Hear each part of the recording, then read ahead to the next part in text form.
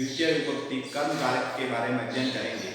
इससे पहले की कक्षाओं में हमने कारक का सामान्य परिचय और प्रथम विभक्ति अर्थात कर्ता कारक में के बारे में अध्ययन कर चुके हैं। आज हम कर्म कारक द्वितीय विभक्ति के बारे में अध्ययन करेंगे। तो सबसे पहले कर्म क्या होता है, सामान्य परिचय के तहत मैंने आपको बताया था कि कर्तु ऋप्सी तद्मम का कर्ता किसे कहते हैं, सामान्य परिचय हम कर चुके हैं कर्ता के बारे में। अब हम आज कर्म के बारे में पढ़ रहे हैं। तो अपना पहला सूत्र है कर्तु ऋप्सी तद्मम का। सूत्र क्या था, कर्तु ऋप्सी तद्मम का अर्थात कर्तु क्रियया आत्म इष्टतमम कारकम कर्म संज्ञम शा, यानी कर्ता जो है कर्तु क्रिया के द्वारा जिसको सर्वाधिक इष्ट इप्सित का मतलब होता है इच्छा करना, चाहना, सबसे अधिक जो इप्सिततम अर्थात सबसे ज्यादा इप्सित, सबसे ज्यादा उसको जो चाहता है कर्ता उसको कर्म कहते हैं, अर्थात उसकी कर्म संज्ञा होती है। कर्तु क्रिया कर्ता जो है क्रिया के द्वारा सबसे अधिक जिसको चाहता है उसे कर्म कहते हैं, ये सूत्र कह रहा है। अब देखिए जैसे इस वाक्य में उदाहरण के रूप में हम देखते हैं छात्रः विद्यालयं गच्छति, छात्र जो कि करता है इस वाक्य में, तो ये उसका इष्ट क्या है, उसकी इच्छा क्या है, विद्यालय जाना। भ्रमण क्रिया जो है वो किससे रिलेटेड है, छात्र से संबंधित है। तो यहाँ पर जो कर्म है वो क्या है, विद्यालय, अर्थात कर्ता जिसको सर्वाधिक चाहता है उसे कर्म कहते हैं। तो यहाँ पर ये विद्यालय जो है कर्म है, कर्ता यहाँ आ गया कर्म। ये अब जो क्रिया है वो कर्ता के अनुसार होती है। तो कर्ता जिसको सर्वाधिक चाहे उसे कर्म कहते हैं, पहली चीज। दूसरा है देखो कर्मणि द्वितीया, ये तो ही कर्म संज्ञा। अब है कर्मणि द्वितीया अर्थात कर्म में द्वितीय विभक्ति होती है। कर्तृवाच्य के जो भी शब्द होते हैं, जो भी वाक्य होते हैं, उनमें जो कर्म होता है, कर्म में ये सूत्र कहता है कर्म में द्वितीय विभक्ति होती है। कर्मणि द्वितीया अर्थात कर्म में द्वितीय विभक्ति होती है। जैसा कि हमने पढ़ा छात्र है विद्यालयं गच्छति। हम एक वाक्य को उदाहरण देख लेते हैं। अहम जलम पिबामी, मैं जल पीता हूं। मेरी जो चाह है, मेरी जो इच्छा है, मेरा जो इष्टतम है, इप्सित है, वो क्या है, जल। तो यहाँ पर कर्ता प्रथम विभक्ति में आया, कर्म में द्वितीय विभक्ति, क्योंकि कर्मणि द्वितीया कर्म संज्ञा होगी इसकी, कर्म में द्वितीय विभक्ति होगी और ये जो क्रिया है वो कर्ता के अनुसार हो जाती है। तो कहने का आशय यह है कि कर्ता जिसको सर्वाधिक चाहता है, इप्सित है, उसे कर्म कहते हैं, कर्म में द्वितीय विभक्ति होती है। अब इसके खूब सारे उदाहरण हो सकते हैं, जैसे शय पुस्तकम पठति, वह पुस्तक पढ़ता है। तो यहाँ पर भी देखो ये करता है, पुस्तक इसका इप्सित हो गया, तो ये द्वितीय विभक्ति हो गई, यहाँ ये क्रिया हो। अब देखो केवल चाहना ही नहीं, केवल इप्सित हो उसमें ही द्वितीय विभक्ति नहीं होती, उसकी ही कर्म संज्ञा नहीं होती। एक सूत्र द्वितीय विभक्ति में आता है कि तथा युक्तम चानिप्सितम, तथा युक्तम चानिप्सितम यानी अनिप्सित। यहाँ पर क्या है, चय है अनिप्सित, दीर्घ संधि के अंतर्गत अनिप्सित यानी केवल इप्सित नहीं, अनिप्सित में भी द्वितीय विभक्ति होती है, अर्थात उसकी भी कर्म संज्ञा होती है। जैसे अनिश्चित क्या है, जैसे हम रास्ते में जा रहे हैं, हमारा जो गंतव्य स्थान है वो दूसरा है, हम रास्ते में जाते हुए किसी चीज को देखते हैं तो वो इप्सित नहीं है हमारे लिए, लेकिन फिर भी हम उसको देखते हैं तो उसमें भी कर्म संज्ञा होकर के द्वितीय विभक्ति हो जाती है। तो इसका उदाहरण क्या है, जैसे महेश ओदनम भुंजाने, ओदनम भुंजाने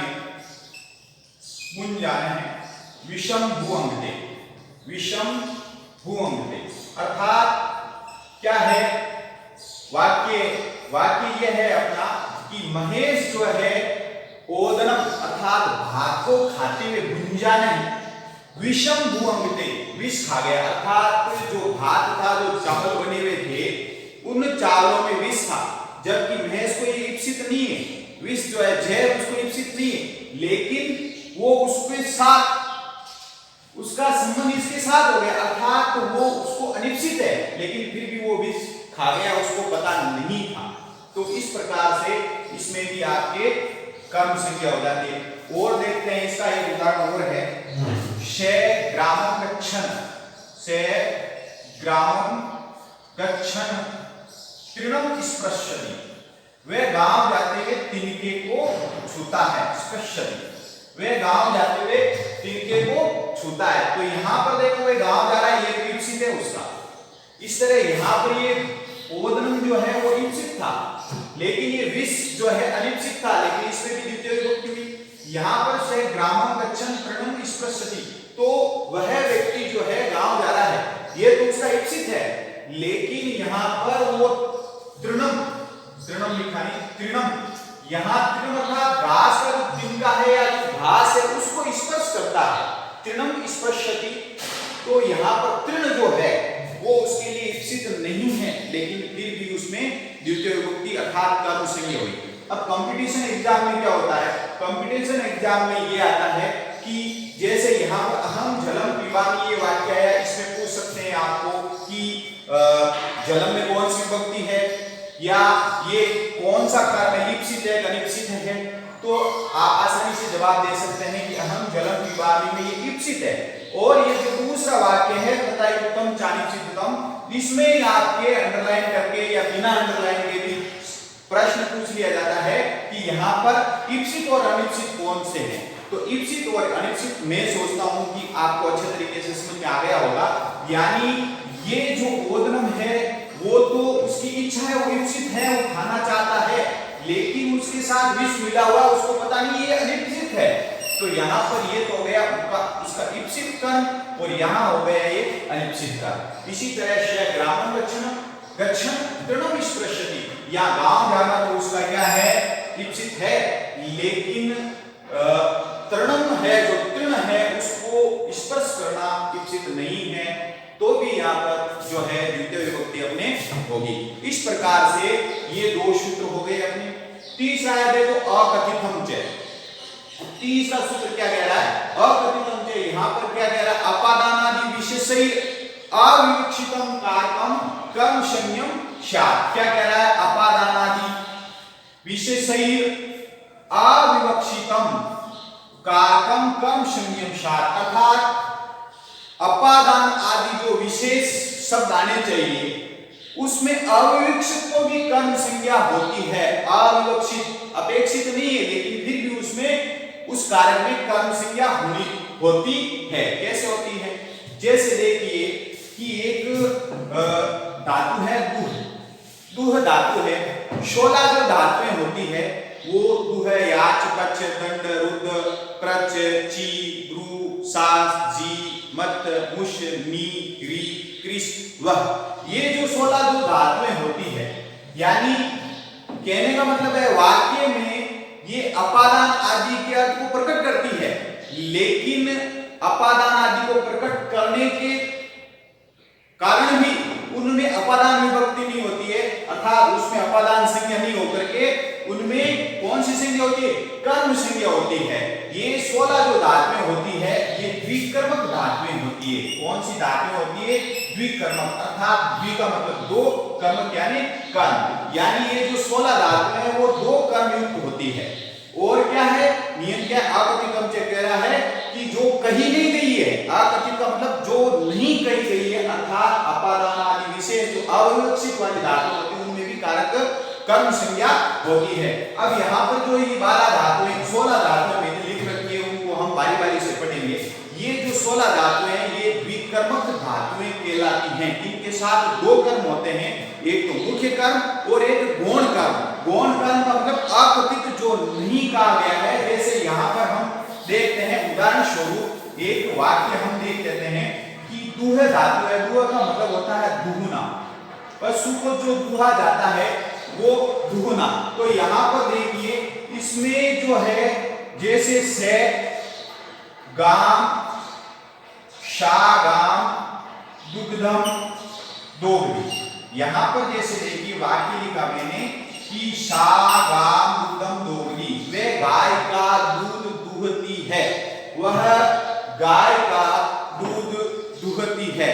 तो यहां पर जो दूह क्रिया है उसका संबंध जो है यानी दूध गाय का या अन्य का जो है वो दूह सकते हैं भैंस का, लेकिन यहाँ पर मुख्य कर्म कौन सा है? दुग्धम। मुख्य कर्म क्या है? दुग्धम। तो यहाँ पर तो कर्म संज्ञा होगी ही, निश्चित है कि कर्मणि द्वितीया, द्वितीय विभक्ति भी होगी, अर्थात कर्ता जिसको सर्वाधिक चाहता है उसे कर्म कहते हैं और कर्मणि द्वितीया से द्वितीय विभक्ति हो जाती है। यहाँ पर जो दूध है, दुग्धम दूधी, एक बार के लिए गाम को हम नहीं लिखे, वह दूध दूहती है। तो यहाँ पर दूध जो है मुख्य कर्म है, लेकिन ये जो अकथितम चे, इसमें कहा गया है कि अपादान आदि जो विशेष है, अविवक्षित है, उसमें भी कर्म संज्ञा होती है। तो यहाँ पर गाय का दूध होना तो ये चाहिए था कि षष्ठी विभक्ति हो यहाँ पर गाय का, लेकिन ये अकथितम सूत्र कह रहा है कि जो 16 धातुएं हैं, इन 16 धातुएं ये द्विकर्मक कहलाती हैं, और द्विकर्मक जहां धातु होती है तो सीधी सी बात है दोनों कर्म हैं, दोनों कर्म है तो दोनों कर्मों में क्या होगी? द्वितीय विभक्ति, अर्थात उन दोनों की कर्म संज्ञा हो जाएगी। तो यहाँ पर शा, गाम, दुग्धम, दोग्धी, दूह का अर्थ है दूहना, तो इसका उदाहरण हो गया अपने, वह गाय से दूध दूहती है। तो ये जो दुग्धम है ये तो है मुख्य कर्म, जैसा कि मैंने पहले बताया कि एक मुख्य कर्म होता है और एक गौण कर्म होता है। तो यहाँ पर जो दुग्धम है वो तो है मुख्य कर्म, और गाम जो है वो है अर्थात गाय का, यहाँ पर द्वितीय विभक्ति एक वचन है, क्यों? अकथितम चे की वजह से। तो यहाँ पर भी द्वितीय विभक्ति कर्म संज्ञा है, और यहाँ पर जो कर्म संज्ञा है, कर्म संज्ञा के साथ साथ ये गौण कर्म है, मुख्य कर्म नहीं है। याच, अब याच यानी मांगना, याच यानी मांगना। अब कोई भिक्षुक है, वो राजा से या किसी व्यक्ति से धन मांगता है, तो यहाँ पर देखिए भिक्षुक है नृपम धनम याचते, आराम से आप देख सकते हैं धनम याचते। अब ये जो है याच धातु है, आत्मनेपदी में चलती है, तो आत्मनेपदी मांगना, भिक्षुक अर्थात भिक्षुक है वो राजा से धन मांगता है। अब धन जो है यहाँ पर मुख्य कर्म है, राजा से धन मांगता है भिक्षुक, और यहाँ पर जो है नृपम किससे मांग रहा है? राजा से मांग रहा है, राजा से मांग रहा है, राजा से मांग रहा है, तो कहने का मतलब है राजा से अलग होगा धन, वहां पर अपादान संज्ञा होनी चाहिए, लेकिन अपादान संज्ञा नहीं होकर के ये अकथितम चे में 16 धातुओं में इसकी गणना होती है, इसलिए यहाँ पर भी दोनों में कर्म संज्ञा होगी, और नृपम में भी द्वितीय विभक्ति और अपने धर्म में भी द्वितीय विभक्ति। इस प्रकार से ये याच जो है वो हो गया, द्वितीय विभक्ति के अंतर्गत आ गया। फिर अपना चलता है पच, पच यानी पकाना। यहाँ पर भी देखिए पच यानी पकाना, पकाना अर्थ में क्या है कि द्वितीय विभक्ति होती है, जैसे तंडुलान, शा तंडुलान ओदनम पचती, शा तंडुलान ओदनम पचती, यानी वह चावलों से भात पकाती है, वह चावलों से भात पकाती है। तो यहाँ पर देखिए शा तंडुलान ओदनम, ओदनम पचती, ओदनम पचती। यहाँ पर भी आपको ध्यान देना है कि ओदनम मुख्य कर्म है, किससे बना रही है? तंडुलों से अर्थात चावलों से। तो यहाँ पर भी ये मुख्य कर्म, ये ओदनम और ये गौण कर्म। इस प्रकार से दंड, दंड यानी दंड देना। तो यहाँ पर भी आपको ये ध्यान देना है कि दंड यदि, यहाँ पर भी जो है दो धातु, दो जो है कर्म होंगे, जैसे राजा किसी भिक्षुक को या किसी चोर को दंड देता है तो नृप है चौरम शतम दंड, यदि राजा चोर को 100 रुपए का दंड देता है, ठीक है ना। तो यहां पर भी दो कर्म हो गए। फिर इसके बाद अपना जो है चोर जो है वो मुख्य कर्म है, शतम जो है मुख्य कर्म है, चोरम जो है वो गौण कर्म। इसी तरह रुद्र, रुद्र यानी रोकना।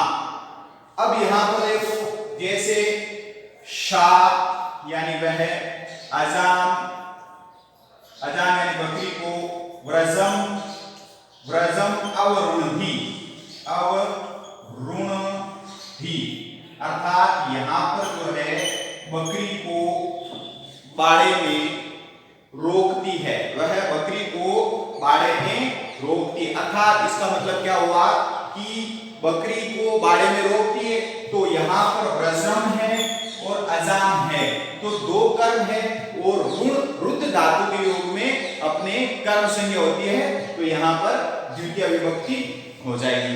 अब है अपना देखो प्रच। प्रच का मतलब होता है पूछना, किसी से सवाल करना। तो यहाँ पर देखो प्रच यानी पूछना, तो यहाँ पर क्या होगा, यहाँ पर अपने जैसे अध्यापक है, अध्यापक है, शिष्यम, अध्यापक है, शिष्यम, प्रश्नम, पृच्छति। अध्यापक जो है वो छात्र से प्रश्न पूछता है। यहां पर पृच्छ धातु है, प्रच्छ धातु है, प्रच्छ का पृच्छ आदेश हो जाता है, तो यहां पर क्या अध्यापक करता है, शिष्यम कर्म है, प्रश्न भी कर्म है। तो एक प्रश्न जो है मुख्य कर्म हो गया, शिष्यम है वो गौण कर्म हो गया। तो ये दोनों कर्म हैं, कर्म संख्या हो गई, आगति तमुचय के कारण द्विकर्मक है। फिर अपना जो है 6 धातुएं हो गई। फिर इसके बाद देखो मुस, मुस यानी चुराना, चोरी करना। तो देखिए यहां पर कोई व्यक्ति है चोरी कर रहा है, तो देवदत्त है, देवदत्त है, महेशम, महेशम शतम मुष्णादि, शतम मुष्णादि। अब देखो यहां पर क्या है, यहां पर वाक्य है देवदत्त है शतम मुष्णादि, देवदत्त करता है और वो जो है मेष के 100 रुपए चुराता है। तो यहां पर जो है अपने देवदत्त के 100 रुपए चुरा रहा है, एक मुख्य कर्म हो गया और एक गौण कर्म हो गया। इसके बीच में अपने जो है धातुएं और भी हैं, ची धातु, ची यानी चुनना, ची यानी चुनना। अब यहां पर देखिए ची यानी चुनना, चुनना अर्थ में है, तो चुनना में क्या होगा, चुनना में ये होगा किसी चीज को चुनना, जैसे कि महस्य लता पुष्पम या पुष्पाणि अवचिनोति। महेश जो है लता से पुष्प चुनता है, लता से फूल तोड़ता है, चुनना। तो यहां पर भी देखिए आपके क्या है कि महेश करता है, लता से पुष्प चुनता है, तो पुष्प जो है ये मुख्य कर्म है, जबकि लता है जो गौण कर्म है। लेकिन ये अवचिनोति, ची धातु जो है, ची का मतलब चुनना, इसमें 2 कर्म होते हैं। इस प्रकार से यहाँ पर 2 कर्म हो जाएंगे, ध्रुव और सास। सास का मतलब वैसे शासन करना होता है और ध्रुव का मतलब होता है कहना। तो यहां पर भी देखो गुरु, शिष्यम, शिष्यम दोनों का साथ में बता देता हूं, शिष्यम धर्मम ब्रूते, क्या है धर्मम ब्रूते या शास्ति, धर्मम ब्रूते या शास्ति। अर्थात इसका मतलब ये हुआ कि ये जो दोनों शब्द है गुरु और शास्त्र, ये दोनों एक ही अर्थ में आते हैं। तो गुरु शिष्य को धर्म बताता है, गुरु शिष्य को धर्म बताता है। तो यहाँ पर जो है गुरु शिष्य को धर्म के बारे में बताता है, तो यहाँ पर धर्म है वो तो मुख्य कर्म है, शिष्य है वो गौण कर्म है। फिर जी यानी जीतना, जी का अर्थ होता है जीतना। कोई व्यक्ति किसी से जीतता है, तो दिनेश समझ लो, दिनेश महेश से 100 रुपए जीतता है, तो यहाँ पर अर्थ क्या हो जाएगा, दिनेश है महेशम, महेशम शतम जयति। अर्थात दिनेश महेश से 100 रुपए जीतता है। तो यहां पर भी ये ध्यान देना है कि दिनेश महेश से 100 रुपए जीतता है, तो यहां पर क्या है सतम जो है मुख्य कर्म है, जबकि मेष जो है गौण कर्म है, लेकिन जी धातु के योग में कर्म संज्ञा होती है, तो ये जो है अपना द्वितीय विभक्ति हो जाएगी। फिर है मथ, मथ यानी मथना, मथ यानी मथना। तो यहां पर देखो शीर सागरम, शा शीर सागरम, क्षीर सागरम शुधाम मथनाति, वह क्षीर सागर से अर्थात समुद्र से जो है अमृत बतती है।